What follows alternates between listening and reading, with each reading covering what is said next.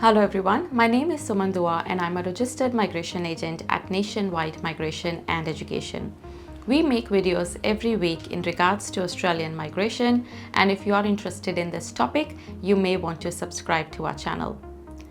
In this video today, we will be talking about the basic requirements for the direct entry stream of 186 Employer Nomination Scheme Visa.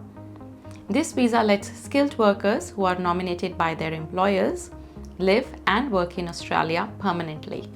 Now let's look at the basic requirements for the employer. The business seeking to employ you must be actively and lawfully operating in Australia, genuinely need you to work in the nominated occupation under its direct control, and have the capacity to employ you in this position for at least 2 years. Now let's look at the position to be nominated for the 186 visa. The position to be filled must be full-time and available for at least 2 years from the time your visa is granted. Be an occupation included on the current medium and long-term strategic skills list. Now please note that certain occupations on this list will be subject to additional requirements, for example, salary, type of business operated by employer, and nature of position. The position must have a salary that is at least $70,000 per year, excluding any non-monetary benefits, and at least the annual market salary rate AMSR for your nominated occupation. Now the AMSR for your nominated occupation, excluding non-monetary benefits, must also be at least $70,000 per year. The AMSR is the salary that an Australian earns or would earn for performing equivalent work on a full-time basis for a year in the same workplace at the same location.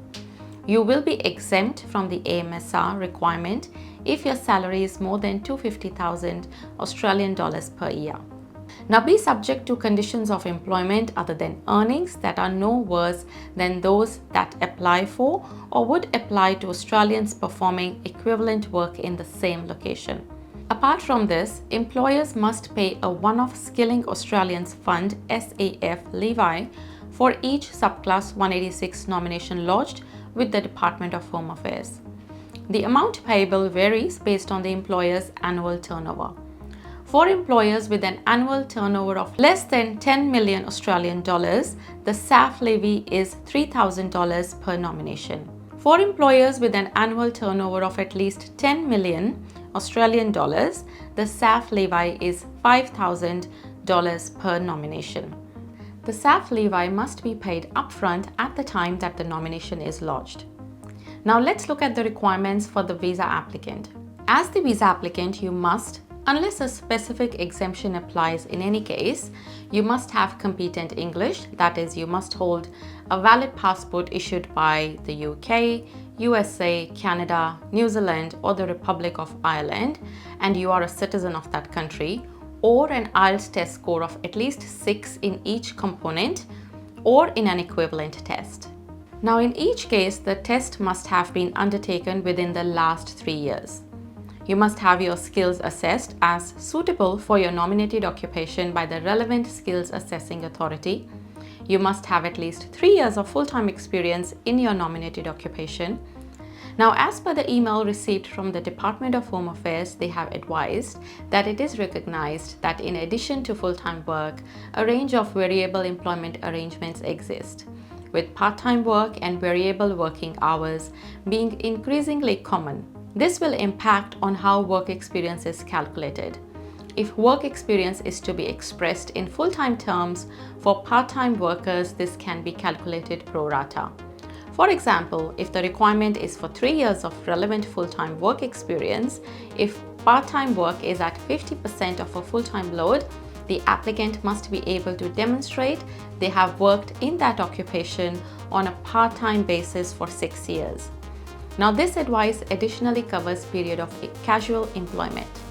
As noted above, they will be considered on a pro rata basis. The applicant must be under 45 years of age, meet any mandatory licensing, registration or professional membership requirements, satisfy the relevant health and character requirements. Now, if you think that you meet the eligibility criteria and you may have an employer in Australia who is willing to sponsor you, or maybe you are a business who wants to sponsor their employees who are on a temporary visa in Australia, you may want to get in touch with us. If you have any questions in regards to Australian migration, please get in touch with us. You can visit our website nationwidemigration.com.au and book a consultation online. If you would like to stay updated about Australian migration, please subscribe to our channel.